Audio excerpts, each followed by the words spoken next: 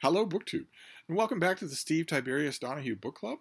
For the month of May, we are reading this big thing. We're reading One Art, which is Bob Giroux's collection of the letters of Elizabeth Bishop.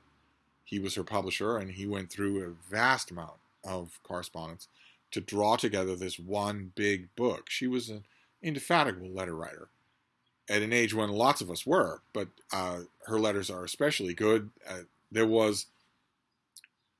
There was a genius to Giroux, and this was the expression of his genius, that he could look at raw material and see a great book. And so he made one here.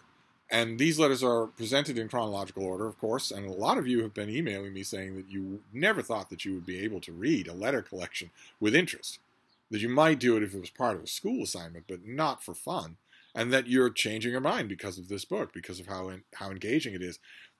And often the same reason is being repeated, which is that it's the woman in full. It's the reason that it's so engaging is not necessarily because of all the names dropped in the letters or because of how literarily excellent they are, but because of how incredibly immediate they are, how honest they are. I couldn't agree with that more. I'm very gratified to know this was a bit of a stretch on my part. I wasn't sure how this would go over as a choice for a book club, but you people never let me down. So a lot of you, those of you who wanted to do, I mean, the Steve Tiberius Donoghue Book Club is not going to be for everybody. Those of you who wanted to do it are finding it a rewarding choice. That is wonderful. And we are moving on in the book. There's no discrete signpost for what you're going to do week by week. I'm going to try not ever to do that with the book club, so that it's more informal and more flexible than that. But we are now well into the book. We are well into the point where Elizabeth Bishop is not a straining ingenue anymore. She is not an acolyte at the feet of figures like Marianne Moore or Edmund Wilson anymore. She's an accomplished woman of letters herself. Teaching jobs, periodical prose, honors for her poetry, and out there in the world, living by her pen. That's an interesting distinction. It changes her letters slightly.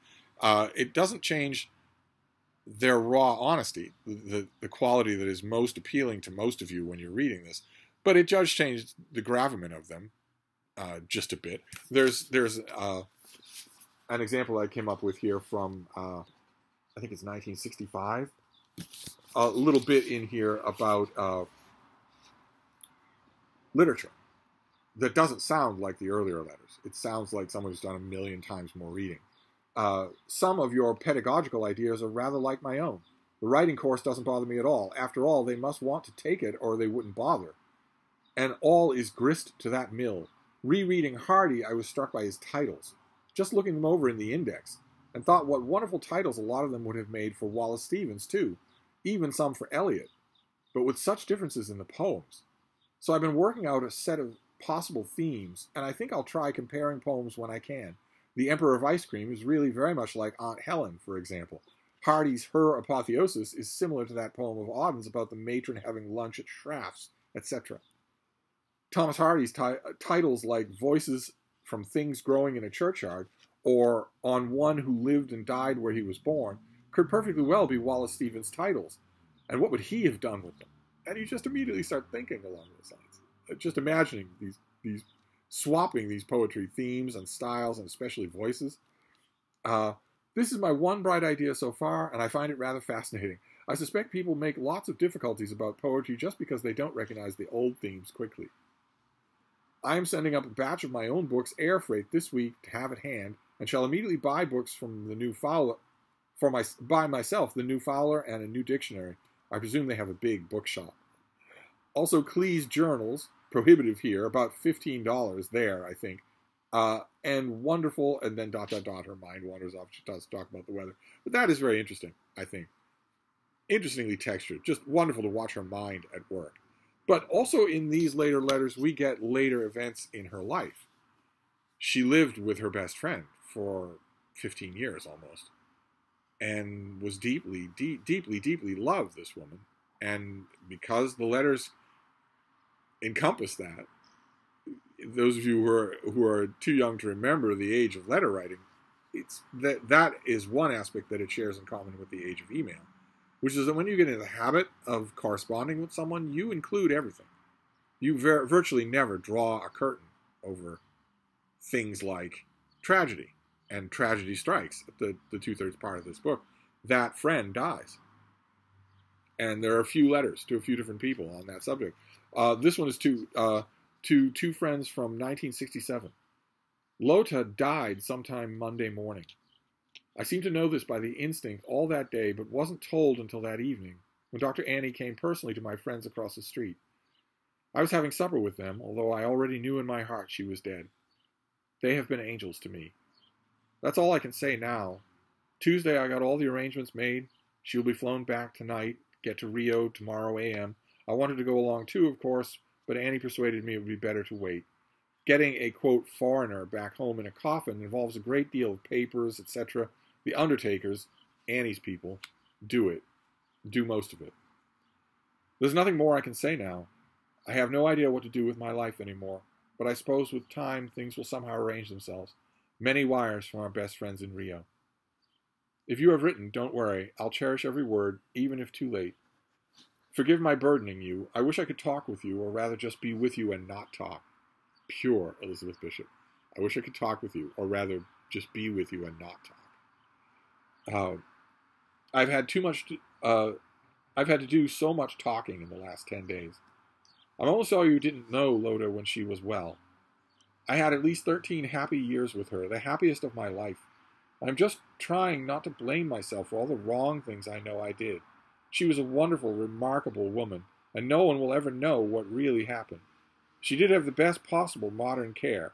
That and the fact that she came and wanted to be with me, wanted in italics. Anyway, are the only comforts I can find so far. But oh, why, all in caps. Why didn't she wait a few days? My dearest love to you, and forgive my telling you all these troubles, but I think of you as my dear friends, and I think you would want to know and feel quite sure you love me, thank God, with all my faults even. That is just lovely. And that won't work. That wouldn't have worked earlier in the book. You have to feel like you know this voice that keeps cropping up, staying the same and yet maturing and changing as these letters go on. That is wonderful. Now, the next part of this, we're not dealing in discrete parts. We have one more weekend for May, and I wonder what you'll make of the final letters here. Elizabeth Bishop did not have an easy last few years of her life. They weren't happy. They were rife with disappointment and drink and bitterness in some places. Bitterness in nature, in a personality to which it was alien, and it shows. It's these final letters are not easy. A lot of them are not easy. There are quite a few glints of sunlight. But I wonder what you'll make. I wonder what you'll think of the change in tenor.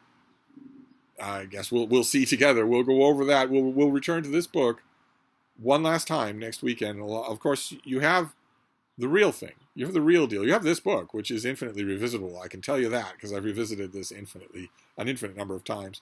But most of you have also made the parallel investment in the letters, in the poems, in a volume of poetry of Elizabeth Bishop. And that is the real investment there. That we will always have, so to speak, cliche as that is. So we'll finish up with this next week, and also in the meantime, I will make a preparatory video about our next book. The next book in the Steve Tiberius Donoghue Book Club continues our read-along of Wolf Hall by Hilary Mantel. We're going to be the second book in that trilogy, Bring Up the Bodies, which it carries right on from the action of Wolf Hall. But you don't need to read Wolf Hall to read Bring Up the Bodies. I'll make a video that sort of situates people if the Wolf Hall is fading in their memory or if they haven't read it. So those will be the two pieces of business for the Steve Tiberius Donoghue Book Club coming up in this coming week. So we'll wrap this up for now, and I will see you then. Thank you, BookTube.